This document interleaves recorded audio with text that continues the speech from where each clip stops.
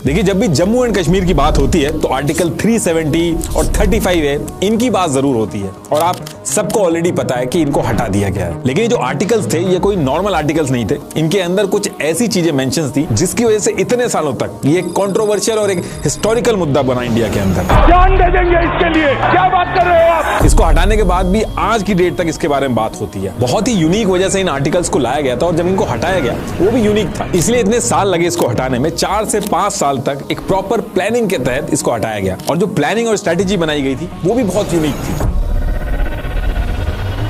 और वही चीज मैं आज आपको बहुत ही डिटेल में बताऊंगा कि ये लाया क्यों गया था और क्या तरीके यूज हुए थे इसको हटाने के लिए। एंड आई एम श्योर आपको ऐसा लगेगा जैसे कोई चाणक्य नीति की मूवी चल रही हो, इतना दिमाग लगा के इसको हटाया गया था। बट इसको समझने के लिए हमें थोड़ा सा पीछे जाना पड़ेगा।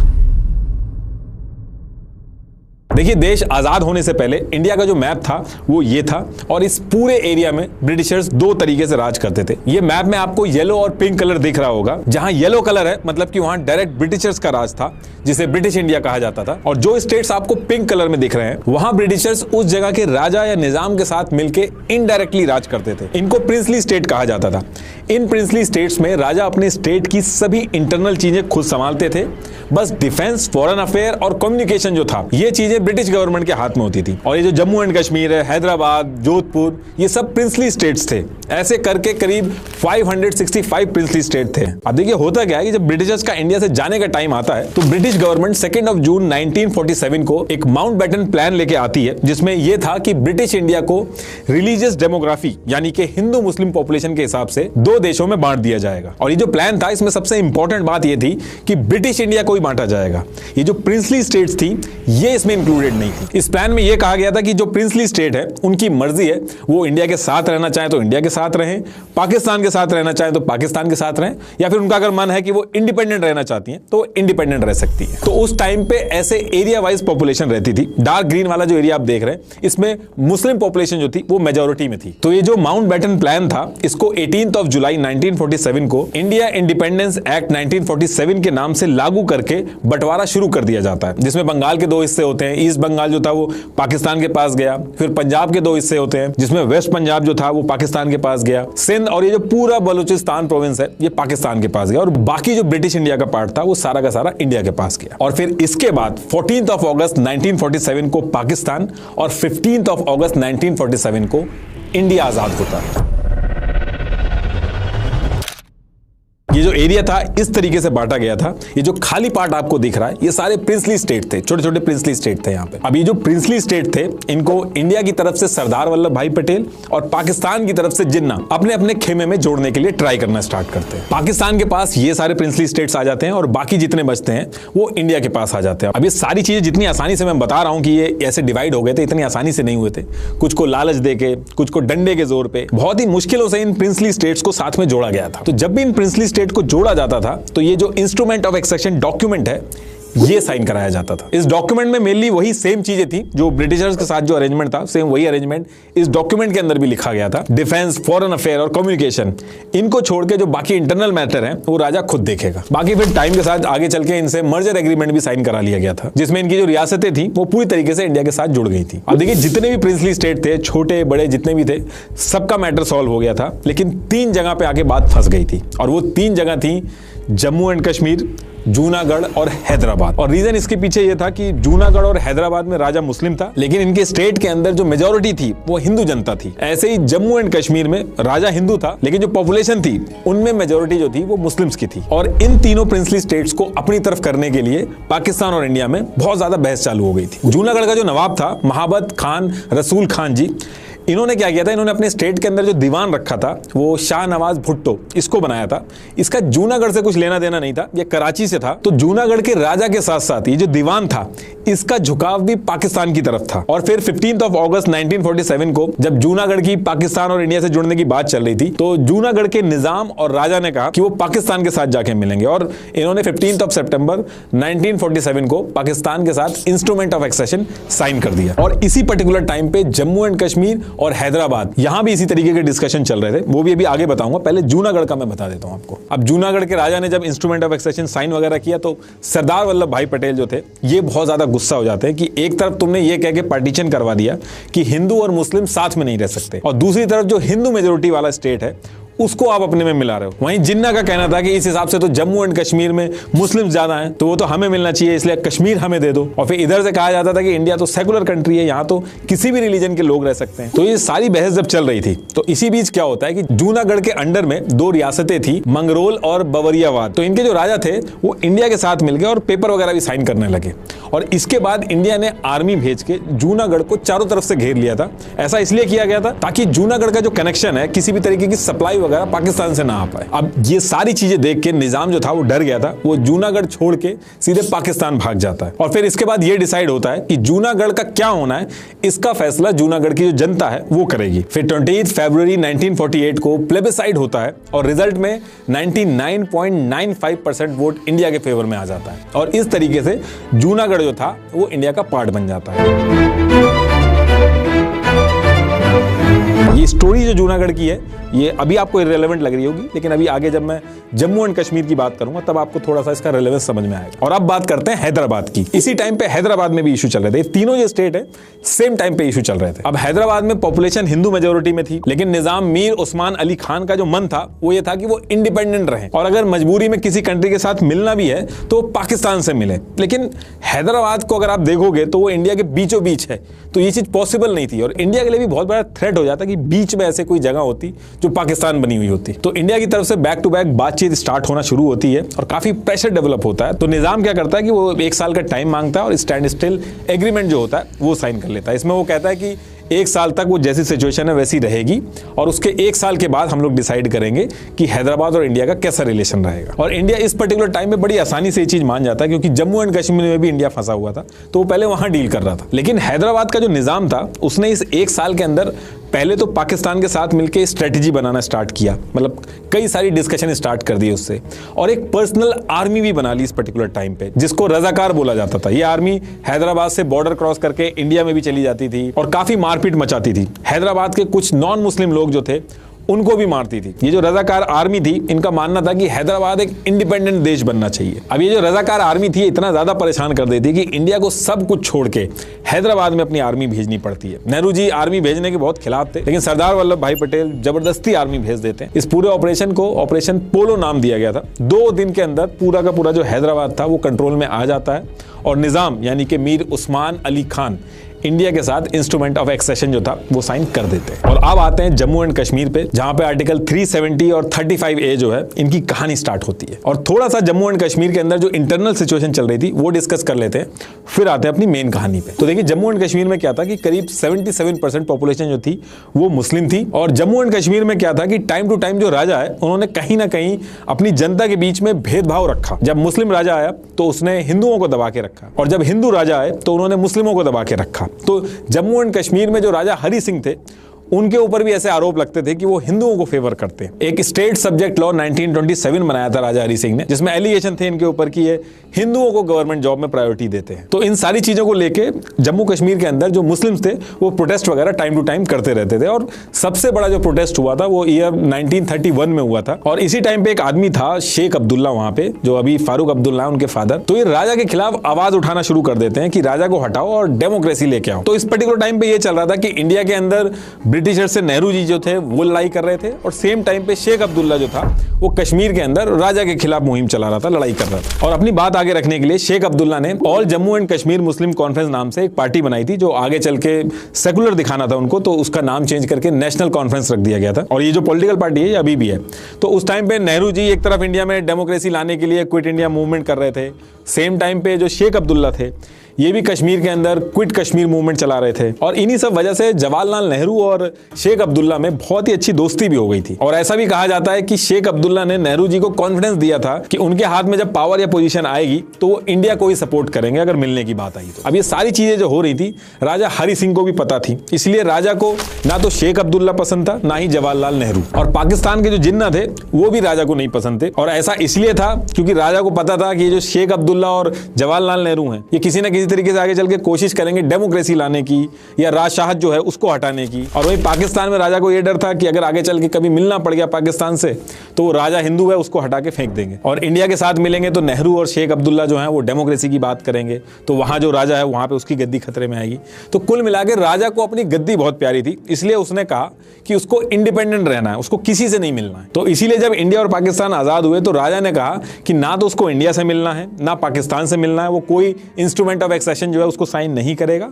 हाँ, वो एक चीज कर सकता है कि वो स्टैंड स्टिल एग्रीमेंट जो है उसको साइन कर लेगा, और इस चीज का ऑफर जो है उसने पाकिस्तान और इंडिया दोनों को दिया, जिसमें से पाकिस्तान ने ये जो स्टैंड स्टिल एग्रीमेंट था इसको साइन कर लिया था, जिसका मतलब ये था कि जम्मू एंड कश्मीर और पाकिस्तान के बीच में trade, travel, communication, flow of essential commodities जो है ये एकदम फ्रीली मूव होंगी। लेकिन इंडिया ने ये स्टैंड स्टिल एग्रीमेंट भी साइन नहीं किया था। अब पाकिस्तान ने एग्रीमेंट साइन तो कर लिया था, लेकिन पाकिस्तान के मन में डे वन से था कि कैसे भी करके कश्मीर को वो पाकिस्तान से जोड़ ले, क्योंकि वहां पे उसको लगता था कि वो पाकिस्तान को बिलोंग करता है, वहां मुस्लिम पॉपुलेशन ज्यादा है। और जब उसको लगा कि ये स्टैंड स्टिल एग्रीमेंट वगैरह इससे कोई फायदा है नहीं, चीजें हाथ से बाहर जा रही हैं, तो पाकिस्तान ने इस एग्रीमेंट को फॉलो करना बंद किया और कश्मीर के सारे जो फूड सप्लाई वगैरह थे वो सब रोक दिए और नेक्स्ट डे कश्मीर के ऊपर अटैक कर दिया।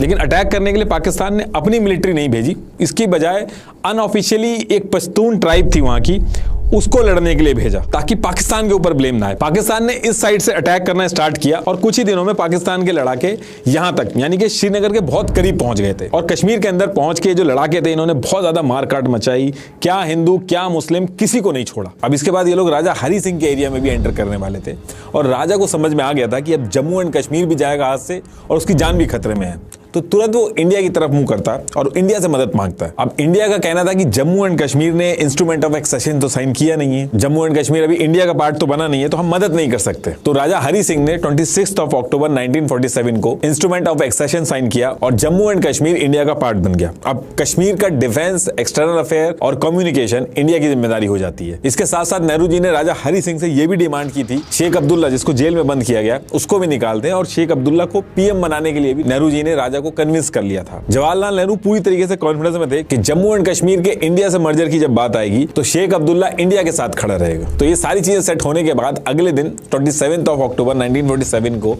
इंडिया की सिख बटालियन कश्मीर में एयर ड्रॉप की जाती है, और ये जो पाकिस्तान के लड़ाके आए हुए थे इन्होंने जो एरिया कैप्चर कर रखा था इनको पीछे करना स्टार्ट करती है। अब ये लड़ाई इंडिया वर्सेस पाकिस्तान में बदल गई थी। अब 20 दिसंबर 1947 को इंडियन कैबिनेट डिस्कस करती है कि अगर ये मैटर यूएन में ले जाएंगे तो इंस्ट्रूमेंट ऑफ एक्सेशन जो है वो हमने साइन कर रखा है, इसलिए यूएन पाकिस्तान को कश्मीर से बाहर निकालने के ऑर्डर देगा। और रही बात जम्मू एंड कश्मीर को बाद में इंडिया से मिलाने की, तो उसको लेकर नेहरू जी कन्विंस थे कि फैसला इंडिया के हक में जाएगा, और अगर प्लेबिसाइड की भी नौबत आती है तो जम्मू और लद्दाख की जो पॉपुलेशन है वो इंडिया के फेवर में, और कश्मीर में मैटर अगर फंसेगा तो शेख अब्दुल्ला जो है वो इंडिया के फेवर में है, वो लोगों को कन्विंस कर लेगा इंडिया के साथ जुड़ने के लिए। तो ये सारी चीजें सोच के 21 अप्रैल 1948 को यूएन में पहुंचते हैं लोग। लेकिन उस टाइम पे यूएन के अंदर यूएसए का बहुत इंफ्लुएंस था, और यूएसए पाकिस्तान के फेवर में था उस पर्टिकुलर टाइम पे। फिर इसके कुछ टाइम बाद यूएन का रेजोल्यूशन आता है, जिसमें सबसे पहली चीज तो ये मेंशन थी कि जो जहां पे है वहीं पे वॉर को रोक दे, और 1 जनवरी 1949 को इंडिया पाकिस्तान जहां पे थे वहीं पे रुक गए और उसी जगह को एलओसी लाइन ऑफ कंट्रोल बना दिया गया। दूसरी चीज यूएन ने कही कि जम्मू एंड कश्मीर में क्या होगा इसका फैसला जम्मू एंड कश्मीर की जनता करेगी। तो सबसे पहले तो पाकिस्तान जम्मू एंड कश्मीर से अपनी जितनी भी फोर्सेज हैं उनको बाहर निकालेगा, फिर इंडिया अपनी फोर्सेज को बाहर निकालेगी, उसके बाद जम्मू एंड कश्मीर में प्लेबिसाइड होगा जो कि जम्मू एंड कश्मीर का एडमिनिस्ट्रेशन करवाएगा, फिर डिसाइड होगा कि जम्मू एंड कश्मीर किस देश में जाके मिलेगा। अब इस पर्टिकुलर चीज के लिए नेहरू जी को बहुत ज्यादा क्रिटिसाइज किया जाता है कि राजा हरि सिंह एक ऐसी सिचुएशन में फंसे हुए थे जहां उनके जीने मरने की बात थी, तो आप उस पर्टिकुलर टाइम पे जो चाहते वो साइन करा सकते थे, मर्जर एग्रीमेंट वगैरह कोई भी शर्त वगैरह हो आप उस पर्टिकुलर टाइम पे मनवा सकते थे। और दूसरी चीज, जब पाकिस्तान को इतना पीछे कर दिया था, थोड़ा और पीछे कर देना चाहिए था, बीच में यूएन में जाने की क्या जरूरत थी। लेकिन नेहरू जी के सपोर्ट में जो लोग रहते हैं उनका ये मानना है कि अगर मिलिट्री के दम पे कश्मीर को ले लिया जाता तो वो एक टेम्परेरी सोल्यूशन होता। दूसरी दिक्कत इसमें यह आती कि पाकिस्तान का जो क्लेम था जूनागढ़ और हैदराबाद में कि दोनों स्टेट के राजा पाकिस्तान के साथ जुड़ना चाहते थे, जूनागढ़ में तो इंस्ट्रूमेंट ऑफ एक्सेशन भी साइन हो गया था, सेम वही जम्मू एंड कश्मीर वाली सिचुएशन थी, तो वहां पे ये जो क्लेम था पाकिस्तान का वो बहुत स्ट्रांग हो जाता है इंटरनेशनल प्लेटफॉर्म पे। तो इसलिए नेहरू जी प्लेबिसाइड करा के जम्मू एंड कश्मीर को लेना चाहते थे। और दूसरी चीज, नेहरू जी को शेख अब्दुल्ला पे बहुत कॉन्फिडेंस था, जो आगे चल के शेख अब्दुल्ला ने उस कॉन्फिडेंस को तोड़ा भी। तो देखिए, अब यूएन का रेजोल्यूशन आ चुका था, यूएन के हिसाब से पाकिस्तान को पीछे हटना था, फिर प्लेबिसाइड होना था, तो ये सारी चीजें यूएन ने मेंशन कर दी थी। लेकिन जब पाकिस्तान था वो तो पीछे हटा नहीं, और प्लेबिसाइड की जो बात थी वो तो जब तक पीछे हटेगा नहीं तब तक होगी कैसे। तो उस पर्टिकुलर टाइम पे ये डिस्कशन स्टार्ट हो गया कि जब तक ये होता नहीं है तब तक जम्मू एंड कश्मीर चलेगा कैसे, इंडिया और जम्मू एंड कश्मीर के जो एडमिनिस्ट्रेटिव रिलेशन है ये क्या होंगे उस टाइम पे। तो इसको लेके मल्टीपल डिस्कशन स्टार्ट हो गए थे इंडिया और जम्मू एंड कश्मीर के बीच में। तो तब तक के लिए टेम्परेरी प्रोविजन कुछ बना लेते हैं ताकि जम्मू एंड कश्मीर की प्रोग्रेस आगे होती रहे, इंडिया और जम्मू कश्मीर के रिलेशन जो है वो आगे बढ़ते रहे। और जब ये सारी बातें चल रही थी तो इसी पर्टिकुलर टाइम पे इंडिया भी आजाद हुआ था, इंडिया का भी कॉन्स्टिट्यूशन बन रहा था। और इसमें मैं एक चीज आपको बता दूं कि जो कॉन्स्टिट्यूशन होता है वो कोई एक आदमी बैठ के नहीं बनाता है, कॉन्स्टिट्यूशन को कई सारे लोग मिलकर बनाते हैं, इनमें माइनॉरिटी भी होते हैं, हर पार्टी के लोग इन्वॉल्व होते हैं। इसको कॉन्स्टिट्यूएंट असेंबली बोला जाता है, इसका काम होता है कॉन्स्टिट्यूशन को बनाना। तो इंडिया की जो कॉन्स्टिट्यूएंट असेंबली थी उसमें 299 मेंबर थे और डॉक्टर भीमराव अंबेडकर जी जो थे वो उसको हेड कर रहे थे। और इंडिया की जो कॉन्स्टिट्यूएंट असेंबली थी उसमें जम्मू एंड कश्मीर के भी लोगों को ऐड कर लिया गया था ताकि जम्मू एंड कश्मीर और इंडिया साथ में मिलकर चीजों को आगे बढ़ाएं और इसका कुछ सोल्यूशन निकालें। और इस पर्टिकुलर टाइम पे जम्मू एंड कश्मीर जो था उसका खुद का कोई कॉन्स्टिट्यूशन नहीं था और ना ही उसकी कोई कॉन्स्टिट्यूएंट असेंबली बनी हुई थी। अब अगर आप जो इंस्ट्रूमेंट ऑफ एक्सेशन है जो साइन हुआ था उसमें अगर 7th पॉइंट पे देखोगे तो इसमें लिखा है कि किसी भी कीमत पे फ्यूचर में इंडिया का जो कॉन्स्टिट्यूशन है वो जम्मू एंड कश्मीर पे नहीं चलेगा, बस फॉरेन अफेयर, डिफेंस और कम्युनिकेशन जो है इसके मैटर पे कॉन्स्टिट्यूशन बनाया जा सकता है, वो भी कंसल्टेशन के साथ। तो इस बात का सॉल्यूशन निकालने के लिए ये डिस्कशन स्टार्ट हो गए थे कि जो पॉइंट मेंशन है इंस्ट्रूमेंट ऑफ एक्सेशन में इनकी भी वैल्यू रहे और इंडिया के कॉन्स्टिट्यूशन के जो कुछ प्रोविजंस हैं वो भी जम्मू कश्मीर में लागू हो जाए। और इस चीज का सॉल्यूशन गोपाल स्वामी अयंगर ने निकाला। इन्होंने एक टेम्परेरी और स्पेशल प्रोविजन आर्टिकल 370 इंट्रोड्यूस किया और इसको इस तरीके से बनाया गया कि जम्मू एंड कश्मीर की ऑटोनॉमी भी बनी रहे और इंडिया के कॉन्स्टिट्यूशन के कुछ प्रोविजन जो हैं वो भी जम्मू एंड कश्मीर में इंटीग्रेट हो जाए। Assure Kashmiri people, the people of Jammu and Kashmir, that if they will be staying a part of India under certain conditions, and Article 370 guarantees those conditions. So no power on this earth can take away, Article 370 from, the people of J&K state. तो अब question ये है कि ये जो article 370 है इसमें था क्या। तो देखिए पहली चीज आर्टिकल 370 में ये थी कि इंडियन कॉन्स्टिट्यूशन के सिर्फ 2 ही आर्टिकल जम्मू एंड कश्मीर पे लागू होंगे, एक आर्टिकल 1 और दूसरा आर्टिकल 370। इसके अलावा कोई और आर्टिकल जो है इंडियन कॉन्स्टिट्यूशन का जम्मू एंड कश्मीर पे लागू नहीं होगा। आर्टिकल 1 में यह था कि India that is Bharat is a union of state, और ये जो फ्रेज है यूनियन ऑफ स्टेट इसमें जम्मू एंड कश्मीर भी है, मतलब कि Jammu and Kashmir is an integral part of India. और इस पर्टिकुलर आर्टिकल को लेके कोई भी विवाद नहीं है, चाहे वो जम्मू कश्मीर से कोई हो चाहे इंडिया से हो, दोनों लोग ये मानते हैं कि जम्मू एंड कश्मीर जो है वो इंडिया का पार्ट है। इनफैक्ट जम्मू एंड कश्मीर का जो आगे चल के कॉन्स्टिट्यूशन भी बना था उसमें भी सबसे पहला आर्टिकल में यही लिखा गया है कि जम्मू एंड कश्मीर जो है वो इंडिया का इंटीग्रल पार्ट है। तो अब ये तो आर्टिकल 1 की बात हो गई। अब आर्टिकल 370 में यह था कि इंडिया का जो पार्लियामेंट है वो इंडिया के लिए तो कुछ भी लॉ बना सकता है, लेकिन इंडिया का पार्लियामेंट जम्मू एंड कश्मीर के लिए सिर्फ 3 चीजों पे ही रूल्स एंड रेगुलेशन बना सकता है। और वो 3 चीजें क्या थी, वो इंस्ट्रूमेंट ऑफ एक्सेशन में मेंशन थी, मतलब कि फॉरेन अफेयर, डिफेंस और कम्युनिकेशन। और इन तीनों सब्जेक्ट पे भी जब लॉ बनाएगा इंडिया का पार्लियामेंट तो जम्मू एंड कश्मीर की जो गवर्नमेंट है उससे भी कंसल्टेशन करेगा, एक बार बताना होगा। तो अब क्वेश्चन ये है कि ये जो 3 सब्जेक्ट हैं इसके अलावा भी इंडिया का कॉन्स्टिट्यूशन जम्मू एंड कश्मीर के लिए कुछ प्रोविजन या कुछ लॉ वगैरह बना सकता है क्या? तो इसका आंसर है यस,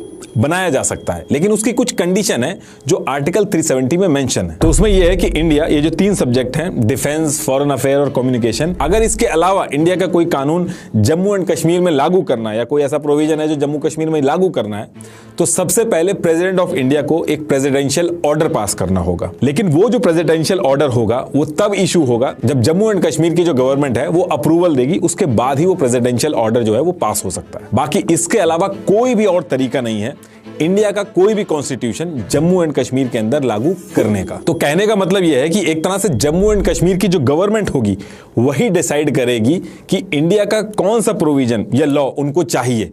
जैसे जीएसटी के टाइम पे आपने देखा होगा, जब जीएसटी पूरे इंडिया में लागू हो गया था उसके भी कई दिन बाद जम्मू एंड कश्मीर में लागू हुआ था, क्योंकि तब तक जम्मू एंड कश्मीर की गवर्नमेंट ने अप्रूवल नहीं दिया था। और तीसरी चीज, ये जो आर्टिकल 370 है, जो तीसरा सेगमेंट है, उसमें यह भी लिखा हुआ है कि आर्टिकल 370 को हटाया कैसे जा सकता है, क्योंकि उस टाइम पे ऐसे डिस्कशन होते थे कि ये जो आर्टिकल 370 है ये तो बस तब तक के लिए जब तक प्लेबिसाइड नहीं हो रहा, पाकिस्तान पीछे नहीं हट रहा है, बस तब तक जरूरत है, उसके बाद तो आर्टिकल 370 की जरूरत ही नहीं पड़ेगी। तो आर्टिकल 370 को कैसे हटाया जाएगा, उसमें यह लिखा था कि अगर आर्टिकल 370 को हटाना है तो जम्मू एंड कश्मीर की जो गवर्नमेंट होगी सबसे पहले उससे अप्रूवल लेना होगा, उसके बाद जम्मू एंड कश्मीर की जो कॉन्स्टिट्यूएंट असेंबली होगी उससे अप्रूवल लेना होगा, और जब ये दोनों अप्रूवल दे देंगे उसके बाद प्रेसिडेंट ऑफ इंडिया जो होगा वो प्रेसिडेंशियल ऑर्डर पास करेगा, उसके बाद आर्टिकल 370 हट जाएगा। लेकिन आगे चल के जो 370 को हटाने में जो सबसे बड़ी दिक्कत आती है वो ये आती है कि जम्मू एंड कश्मीर की जो कॉन्स्टिट्यूएंट असेंबली थी उसने जम्मू एंड कश्मीर का कॉन्स्टिट्यूशन बनाया और बनाने के बाद वो डिसॉल्व हो गई, यानी कि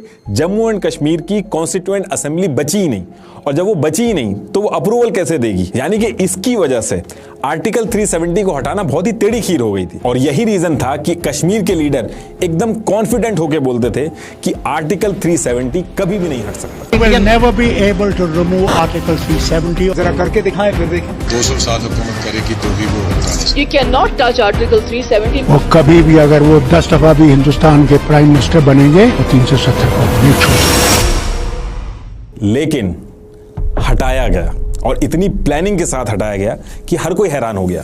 अनुच्छेद 370 के सभी खंड लागू नहीं होंगे। 4-5 साल पहले इसकी प्लानिंग करके इसको हटाया गया। अभी आगे एक एक चीज बताऊंगा कि किस तरीके से हटाया गया था और क्या क्या चीजें सेट की गई थी। तो उस टाइम पे जब ये आर्टिकल 370 लाया गया था तो हर कोई इससे एग्री था। शेख अब्दुल्ला को लगा कि आगे चल के डेमोक्रेसी आएगी, हेड ऑफ स्टेट बनेंगे। इधर राजा हरि सिंह ने कहा कि जैसे यूके में मोनार्की होती है, क्वीन और प्रिंस होते हैं, मैं भी वैसे ही बन जाऊंगा, तो वो भी एग्री हो गए।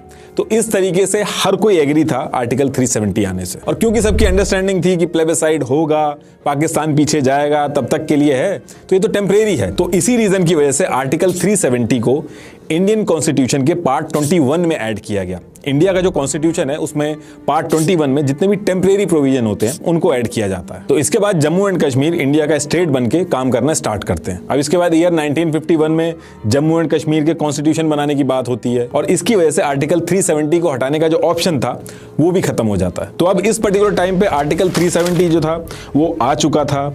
जम्मू एंड कश्मीर इंडिया का इंटीग्रल पार्ट बन चुका था, दोनों मिलकर साथ में काम कर रहे थे। लेकिन दिक्कत ये आ रही थी, जो इंडिया की बाकी कॉन्स्टिट्यूशनल बॉडी थी जैसे सुप्रीम कोर्ट हो गया, बाकी भी जो प्रोविजंस थे, बैंकिंग, इलेक्शन कमीशन, सीएजी, कई सारे डायरेक्टिव प्रिंसिपल, फंडामेंटल राइट्स, तो ये सारी चीजें जम्मू एंड कश्मीर के अंदर लागू नहीं हो पा रही थी। और इंडिया चाहता था कि उसका स्टेट जो है जम्मू एंड कश्मीर, उसके अंदर ये सारे प्रोविजन जो हैं वो ऐड हों। तो इन सारी चीजों को लेके पंडित जवाहरलाल नेहरू शेख अब्दुल्ला से बात करना स्टार्ट करते हैं, और मल्टीपल मीटिंग होती है नेहरू और शेख अब्दुल्ला के बीच में, और दिल्ली के अंदर होती है, तो इसको दिल्ली एग्रीमेंट भी बोला जाता है। तो इन सब चीजों को लेके जब नेहरू जी ने नेगोशिएशन स्टार्ट किया तो इधर से शेख अब्दुल्ला ने भी अपनी बातें रखना स्टार्ट की।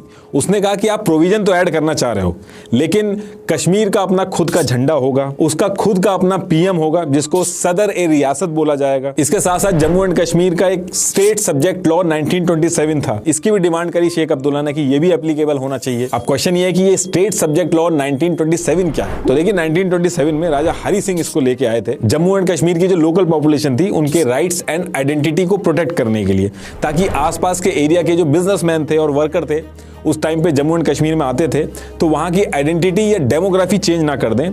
इस वजह से इस लॉ को लाया गया था। इस लॉ में मेनली यही था कि बाहर से कोई आदमी आएगा तो वो लैंड नहीं खरीद सकता, गवर्नमेंट जॉब जो होगी वो उसको नहीं मिलेगी, जो जम्मू एंड कश्मीर के परमानेंट लोकल रहने वाले हैं उनको मिलेगी, परमानेंट रेजिडेंट कौन होगा वो डिसाइड होगा इसमें। तो ये सारी चीजें थी इसमें। तो जवाहरलाल नेहरू इस पे कहते हैं कि जो तीनों चीजें हैं, ये जो स्टेट लॉ है आपका 1927 वाला, झंडे वाला जो सिस्टम है, और जो 2 पीएम की आप बात कर रहे हो, हम ये तीनों चीजें मान लेते हैं। लेकिन अब नेहरू जी ने ये कह तो दिया था, लेकिन ये करना आसान नहीं था, क्योंकि अगर जम्मू एंड कश्मीर में 2 फ्लैग होंगे, 2 प्राइम मिनिस्टर होंगे और स्टेट सब्जेक्ट लॉ मान लिया जाए तो ये तो एक तरह से इंडिया के अंदर डिस्क्रिमिनेशन हो गया। जो इंडिया के बाकी सिटीजन है उनके लिए डिस्क्रिमिनेशन हो गया। इंडियन कॉन्स्टिट्यूशन के चैप्टर ऑफ फंडामेंटल राइट्स है, आर्टिकल 14, आर्टिकल 19, आर्टिकल 21, इनके हिसाब से तो इंडियन सिटीजन में कभी भी डिस्क्रिमिनेशन नहीं होना चाहिए। जैसे मान लो मैं लखनऊ में रहता हूं और मैं कल को गुड़गांव शिफ्ट हो जाता हूं, तो कुछ टाइम बाद मेरी कॉन्स्टिट्यूएंसी चेंज की जा सकती है, मैं गुड़गांव से भी वोट कर सकता हूं, लेकिन जम्मू एंड कश्मीर में मैं जाके 50 साल भी रह लूं तो ऐसा नहीं कर सकता। तो ये चीज इंडिया के बाकी जो स्टेट के लोग थे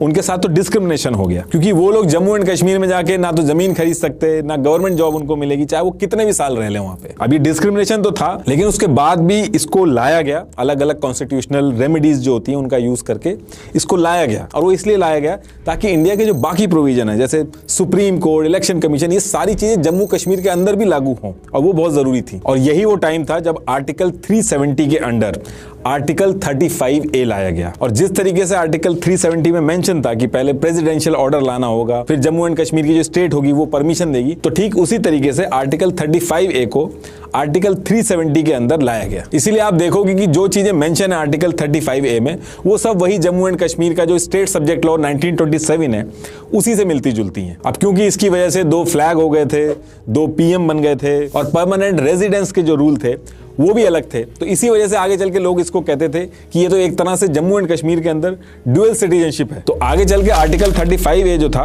उसको बहुत क्रिटिसाइज किया जाता था, लेकिन उस पर्टिकुलर टाइम पे जब ये लागू हुआ था तो पूरे इंडिया में जश्न मनाया गया था। वो इसलिए क्योंकि इंडियन कॉन्स्टिट्यूशन के मेजॉरिटी ऑफ प्रोविजन जो थे वो इंप्लीमेंट हो गए थे जम्मू एंड कश्मीर में, और जम्मू एंड कश्मीर के लोग थे वो भी खुश हो गए थे, क्योंकि उनको लग रहा था कि जब तक प्लेबिसाइड होगा इंडिया के जो सिटीजन हैं वो यहाँ आके जमीनें खरीद लेंगे, यहाँ की सिटीजनशिप ले लेंगे, तो यहाँ की डेमोग्राफी चेंज हो जाएगी। तो ये जो आर्टिकल 35A है ये जो इंप्लीमेंट हो गया तो इसकी वजह से उनकी डेमोग्राफी खराब नहीं होगी, तो वो भी बहुत खुश थे। अब देखिए, जब ये आर्टिकल 35A इसको जब इंप्लीमेंट करने की बात चल रही थी तो शेख अब्दुल्ला के तेवर और एम्बिशन दोनों बदल चुके थे। जो कॉन्फिडेंस वो इंडिया को पहले दे रहे थे, अब इस पर्टिकुलर टाइम पे वो चीज चेंज हो चुकी थी। इनफैक्ट हर चीज में वो मना करने लगे थे, और इंटेलिजेंस की रिपोर्ट से ये भी पता चला था कि इन्होंने पाकिस्तान के साथ भी नेगोशिएशन स्टार्ट कर दी थी। इनफैक्ट आर्टिकल 35A को ये रोकने के चक्कर में भी थे। तो फिर इसी टाइम पे इनके ऊपर एक देशद्रोह का केस सामने आता है, जिसे कश्मीर कॉन्स्पिरेसी केस भी कहते हैं।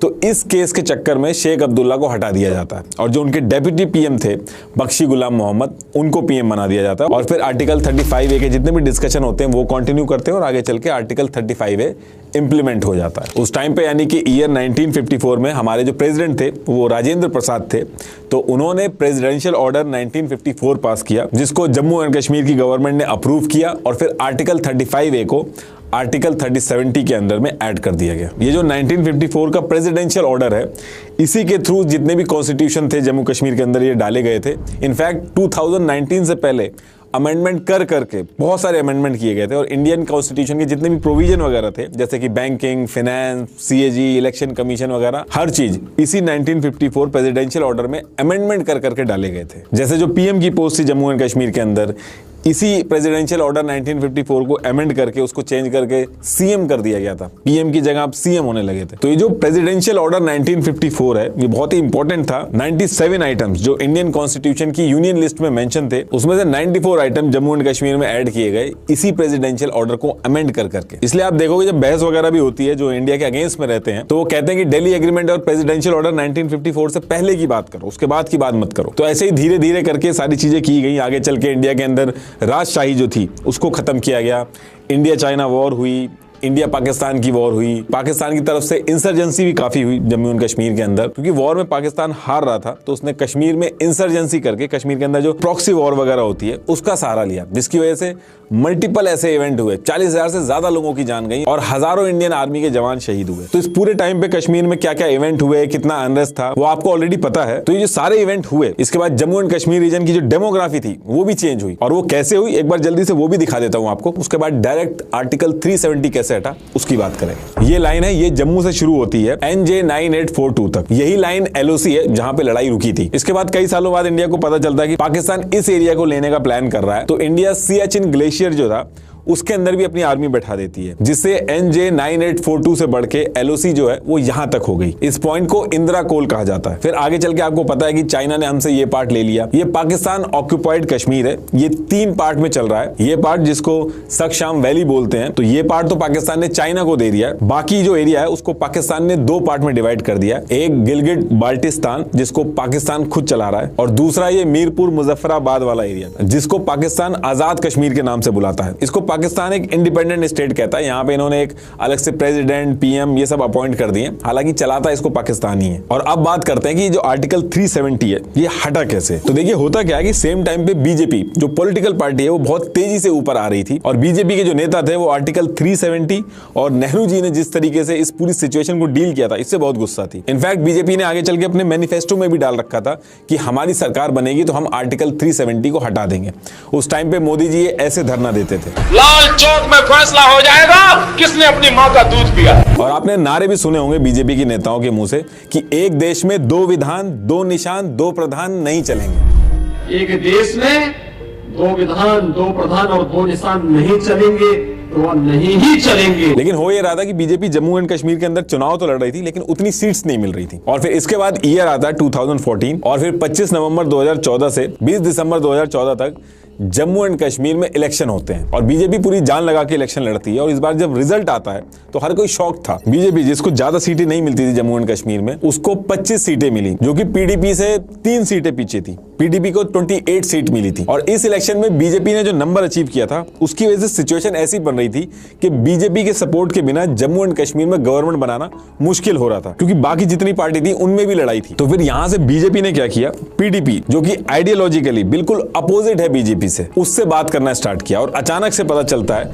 कि 25 फरवरी 2015 को अमित शाह और महबूबा मुफ्ती प्रेस कॉन्फ्रेंस कर देते हैं और फिर 1 मार्च 2015 को दोनों मिलके जम्मू एंड कश्मीर में सरकार बना लेते हैं। ये पहली बार था जब बीजेपी ने पीडीपी का सपोर्ट किया था। और ये जो डेट है 1 मार्च 2015, ऐसा माना जाता है कि इसी दिन आर्टिकल 370 हटाने की नींव रख दी गई थी। जो डिमांड थी पीडीपी की, बीजेपी ने सारी की सारी मान ली थी। मुफ्ती मोहम्मद सईद को सीएम बनाना था, बीजेपी मान गई। और बीजेपी के निर्मल कुमार सिंह जो थे, उनको डेप्यूटी सीएम बना दिया गया था। और बीजेपी इसमें कोई इंटरफेरेंस नहीं करती है, वो चुपचाप मान जाती है। अब इसके 1-2 साल तक ये लोग सरकार चलाते हैं। उसके बाद डेट आती है 19 जून 2018 और ऐसा माना जाता है कि इस पर्टिकुलर टाइम तक बीजेपी ने अपनी पूरी प्लानिंग कर ली थी। हालांकि ये एक अजम्पशन है, इसका कोई प्रूफ नहीं है, लेकिन ऐसा कहा जाता है। तो अब होता क्या है कि 19 जून 2018 को अचानक से बीजेपी ने सपोर्ट वापस ले लिया पीडीपी से। तो अब सपोर्ट वापस ले लिया तो इसका क्या मतलब हुआ? तो इसका मतलब ये हुआ कि टेक्निकली उस पर्टिकुलर टाइम पे जम्मू एंड कश्मीर में कोई भी गवर्नमेंट नहीं बची थी। और जम्मू एंड कश्मीर के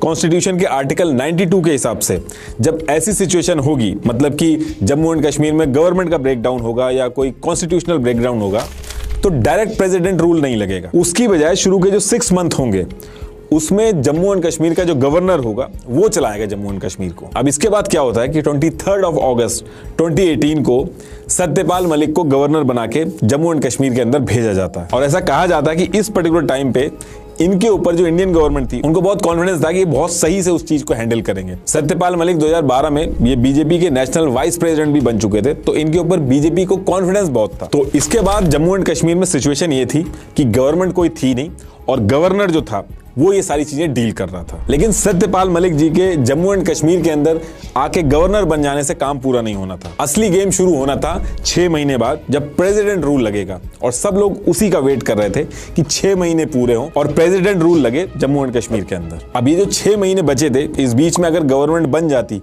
तो दिक्कत आती आर्टिकल 370 को हटाने में। देखिए अभी थोड़ा सा वेट करिएगा, अभी ये जो सारी चीजें मैं बता रहा हूँ ये अभी सेंस करेंगी, ये सारी चीजें जाके एक ही जगह मिलेंगी। तो ये जो 6 महीने का टाइम था, इस पर्टिकुलर टाइम पे बीजेपी का बिल्कुल मन नहीं था गवर्नमेंट बनाने का, तो वो अपना चुपचाप बैठ जाती है। अब बीजेपी तो बैठ जाती है, लेकिन इसके बाद क्या होता है कि बाकी पार्टियां जो थी, जैसे पीडीपी, कांग्रेस, नेशनल कांग्रेस, इन सब के डिस्कशन स्टार्ट हो जाते हैं और ये सब अपने डिफरेंसेस जो थे इनके, उनको दूर करके 21 नवंबर 2018 को, यानी कि 6 महीने पूरे होने से जस्ट 1 महीना पहले ही कोशिश करते हैं गवर्नमेंट बनाने की। और ये तीनों पार्टियां एक साथ आ जाती हैं। और ये जो तीनों पार्टियां थी, ये उस पर्टिकुलर टाइम पे क्लूलेस थी। ये सरकार बनाने में लगी थी, लेकिन इनको कुछ आइडिया नहीं था कि आगे होने क्या वाला है। तो इसके बाद 21 नवंबर 2018 को ये जो पार्टियां थी, ये गवर्नर यानी कि सत्यपाल मलिक को रीच करती हैं। महबूबा मुफ्ती गवर्नमेंट बनाने के लिए सबसे पहले तो फोन वगैरह ट्राई करती हैं, लेकिन वो फोन नहीं उठता है। उसके बाद वो फैक्स भेजती हैं गवर्नमेंट बनाने के लिए गवर्नर सत्यपाल मलिक को। लेकिन आप कोइंसिडेंस देखिए, उसी पर्टिकुलर टाइम पे फैक्स मशीन खराब हो जाती है। अब देखिए 21 नवंबर 2018 की जो डेट थी वो तो टल गई थी, लेकिन 6 महीने कंप्लीट होने में अभी टाइम था। 20 दिसंबर 2018 को 6 महीने कंप्लीट होने थे। तो इसी बीच गवर्नर सत्यपाल मलिक जो थे, वो सेंट्रल गवर्नमेंट को रिकमेंडेशन भेजते हैं कि जिस तरीके के हालात है जम्मू एंड कश्मीर के अंदर और जिस तरीके से पार्टियों में मारामारी मची हुई है, तो यहाँ पे हॉर्स ट्रेडिंग यानी कि एमएलए वगैरह जो है उनको खरीदने की या फिर पैसे देके अपनी तरफ करने की, ये सारी चीजें होने के बहुत ज्यादा चांसेस हैं। तो ऐसी सिचुएशन में गवर्नमेंट फॉर्म करना सही नहीं रहेगा। और ये जो रिकमेंडेशन थी ये एक्सेप्ट हो जाती है। अब इसके बाद डेट आती है 20 दिसंबर 2018। इस दिन 6 महीने पूरे होते हैं और जम्मू एंड कश्मीर के कॉन्स्टिट्यूशन के हिसाब से जो प्रेसिडेंट रूल है वो लग जाता है। अब जब भी प्रेसिडेंट रूल लगता है तो प्रेसिडेंट खुद आके स्टेट को नहीं चलाते हैं, वो एक नोटिफिकेशन जारी करते हैं जिसमें सारी चीजें मेंशन होती हैं कि उनके बिहाफ पे स्टेट को कौन चलाएगा और कैसे चलाएगा। उस नोटिफिकेशन में सारी चीजें मेंशन होती हैं। तो सेम चीज जम्मू एंड कश्मीर के केस में भी होती है। 20 दिसंबर 2018 को 6 महीने पूरे होते हैं और 19 दिसंबर 2018 को प्रेसिडेंट एक नोटिफिकेशन जारी करते हैं ये है वो नोटिफिकेशन। इसके सेकंड पेज के फर्स्ट पार्ट को देखिए, इसमें मेंशन है कि जो गवर्नर है वही प्रेसिडेंट के बिहाफ पे जम्मू एंड कश्मीर को चलाएगा, जो कि सत्यपाल मलिक है। अब आप कहोगे कि ये जो 6 महीने थे इसका क्यों वेट हो रहा था? इस पर्टिकुलर टाइम पे भी तो गवर्नर सत्यपाल मलिक ही थे और वही जम्मू एंड कश्मीर को चला रहे थे। तो देखिए, प्रेसिडेंट रूल लगने से पहले गवर्नर के हाथ में ज्यादा पावर नहीं थी, लेकिन 6 महीने कंप्लीट होने के बाद जब प्रेसिडेंट रूल लगा तो गवर्नर के हाथ में बहुत सारी पावर आ गई। इस प्रेसिडेंट रूल लगने और प्रेसिडेंट का जो नोटिफिकेशन आया था, इसकी वजह से जो गवर्नर था जम्मू एंड कश्मीर का, यानी कि सत्यपाल मलिक, उनके पास इतनी पावर आ गई थी जितनी एक देश के प्राइम मिनिस्टर के पास होती है। सिंपल भाषा में बस इतना समझ लीजिए कि जम्मू एंड कश्मीर के जो गवर्नर थे सत्यपाल मलिक, वो जम्मू एंड कश्मीर के पीएम की तरह एक्ट करने लगे थे। अब आते हैं दूसरी बात पे। अब इसी नोटिफिकेशन में फर्स्ट पेज के ख सेक्शन में देखिए, इसमें यह है कि देखिए जम्मू एंड कश्मीर में गवर्नमेंट है नहीं, विधानसभा जो है वो भंग हो रखी है। तो विधानसभा का जो काम है वो किसी ना किसी को तो करना होगा ना, तो करेगा कौन? तो इस प्रेसिडेंट नोटिफिकेशन का जो खास सेक्शन है, तो इसमें ये चीज बताई गई है क्योंकि विधानसभा भंग हो गई है तो उसकी जगह पे इंडिया का जो पार्लियामेंट है उसके बिहाफ पे एक्ट करेगा। अब आपको समझ में आ गया होगा कि 6 महीने का वेट क्यों हो रहा था और ये जो प्रेसिडेंट रूल आने के बाद जो ये जो नोटिफिकेशन आया था ये कितना इंपॉर्टेंट हुआ। इससे हुआ ये कि जम्मू एंड कश्मीर की जो पीएम की पोजीशन थी वो इंडियन गवर्नमेंट की तरफ से भेजे गए गवर्नर सत्यपाल मलिक उनकी हो गई और जम्मू एंड कश्मीर की जो पूरी लेजिस्लेटिव असेंबली है वो इंडिया की पार्लियामेंट हो गई। अब आगे चल के अगर जम्मू एंड कश्मीर के अंदर कोई चीज लानी है तो उसके अप्रूवल में जो दिक्कत आती थी वो खत्म हो गई इस एक नोटिफिकेशन से। मतलब कि महबूबा मुफ्ती और उमर अब्दुल्ला वगैरह इनकी जो पार्टियां थी, इनके हाथ से पावर शिफ्ट होके सेंट्रल गवर्नमेंट के हाथ में पहुंच गई थी। अब इतना काम करने के बाद जम्मू एंड कश्मीर की जो सिक्योरिटी थी उसके ऊपर ध्यान दिया गया क्योंकि कई सारी दिक्कतें खड़ी हो सकती थी। सेपरेटिस्ट मूवमेंट जो होता है वो खड़ा हो सकता था, पाकिस्तान की तरफ से रिटेलिएशन आ सकता था। तो इस चीज को लेके ऐसा कहा जाता है कि Ajit Doval, lieutenant general KJS Dhillon और जनरल विपिन रावत और इनके साथ मिलकर अमित शाह ने मीटिंग करी थी और एक meeting lieutenant general KJS Dhillon के घर पे भी हुई थी। अब देखिए, ये जो पर्टिकुलर चीज मैं बता रहा हूं इसका कोई प्रूफ नहीं है, लेकिन कुछ लोगों ने मीटिंग की टाइमिंग वगैरह ट्रैक करके और कुछ बुक लिखी गई हैं, उनको जब मिलाया गया तो ऐसा लग रहा है कि ये लोग थे जो इन्वॉल्व थे सिक्योरिटी को हैंडल करने के लिए। इसके बाद इसमें एक दो चीजें और बताई गई कि 1000 से ज्यादा जो सैटेलाइट फोन थे वो हाई रैंक ऑफिसर जो थे उनको दिए गए, उनको अलाउ नहीं था कि नॉर्मल फोन से वो लोग बात करें। और 20 C-17 ट्रांसपोर्ट कैरियर जो थे इनको रेडी किया गया 45,000 पैरामिलिट्री को जल्दी से जल्दी जम्मू एंड कश्मीर के अंदर डिप्लॉय करने के लिए। और 5 अगस्त 2019 की जो डेट थी वो डिसाइड हुई थी आर्टिकल 370 को हटाने के लिए और इसी के हिसाब से सारे अरेंजमेंट किए जा रहे थे सिक्योरिटी वगैरह को देख के। लेकिन इसी बीच में अमरनाथ यात्रा जो थी वो भी थी। तो 2 अगस्त 2019 को एक एडवाइजरी जारी की जाती है कि डिवोटीज यात्रा बीच में ही रोक दें और जो कश्मीर वैली है उसको छोड़ के वहां से बाहर चले जाएं। अब यहां से लोगों को लगने लगा था कि शायद कुछ बड़ा होने वाला जम्मू एंड कश्मीर के अंदर।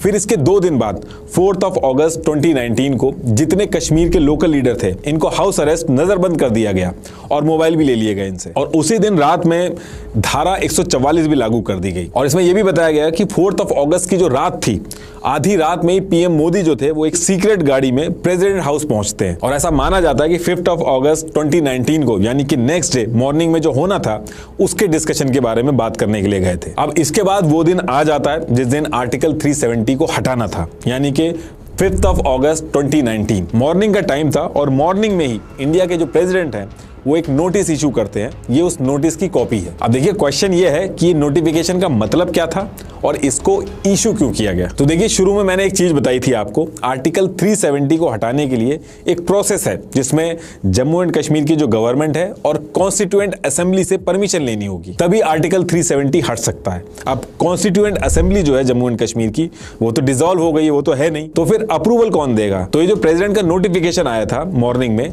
ये उसी चीज का सोल्यूशन था इसके अंदर। इस नोटिफिकेशन की पहली लाइन पढ़िए, हमने जम्मू एंड कश्मीर की गवर्नमेंट से परमिशन ले ली है, यानी कि सत्यपाल मलिक से परमिशन ले ली है। बाकी नीचे जो इसमें पूरा लिखा गया है, इसमें सिंपल सा मतलब यह है कि आज से जम्मू एंड कश्मीर की जो लेजिस्लेटिव असेंबली है उसको ही कॉन्स्टिट्यूएंट असेंबली बोला जाएगा। ये देखिए 2D जो है ये इसमें लिखा है। तो अब क्वेश्चन ये है कि क्या ऐसा पॉसिबल है, लीगली ऐसा पॉसिबल है कि किसी भी चीज का नाम चेंज करके उसका कुछ और नाम कर दो। तो देखिए, हमारे कॉन्स्टिट्यूशन के आर्टिकल 367 में ऐसे अमेंडमेंट होते हैं और ये चीज की जा सकती है। इसके साथ साथ फर्स्ट पॉइंट का पहला और दूसरा पार्ट देखिए, ये कह रहा है कि ये जो प्रेसिडेंट ऑर्डर 1954 था जिसको अमेंड कर करके जम्मू एंड कश्मीर में प्रोविजन वगैरह ऐड किए गए, इसको पूरी तरीके से हटा के उसकी जगह ये नया प्रेसिडेंट ऑर्डर 2019 है, ये लागू होगा। इसमें यह है कि जो भी इंडिया का कानून होगा वो as it is Jammu and Kashmir पे लागू हो जाएगा बिना किसी एक्सेप्शन के। तो मॉर्निंग में जैसे ये नोटिफिकेशन आया, इसके आते ही आर्टिकल 35A वगैरह सब राइट अवे खत्म हो गए। अब इसके थोड़ी देर बाद अमित शाह राज्यसभा पहुंचते हैं, लेकिन अमित शाह जब राज्यसभा के अंदर घुस रहे थे तो एक रिपोर्टर ने इनकी फोटोग्राफ ले ली थी एक डॉक्यूमेंट के साथ। ये वो पिक थी, इसको आप जूम करोगे तो ये फोटो है।